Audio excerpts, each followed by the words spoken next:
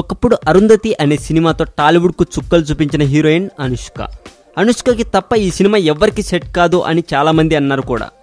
అయితే అనుష్క అది చేసిన కొద్ది రోజులకే ఇంకొక యాంగిల్ సినిమా కూడా చేసింది. దాని పేరే వేదం.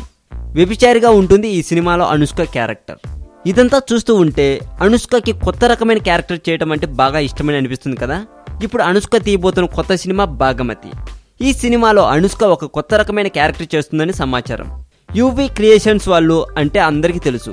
వాళ్ళు మన బాహుబలి ప్రభాస్కి మంచి ఫ్రెండ్స్ అని.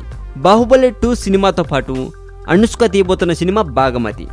మొదట్లో అనుష్క ఈ సినిమా చేయడానికి ఒప్పుకోకపోతే ప్రభాస్ పర్సనల్గా మాట్లాడి ఒప్పించాడని కూడా సమాచారం అండి.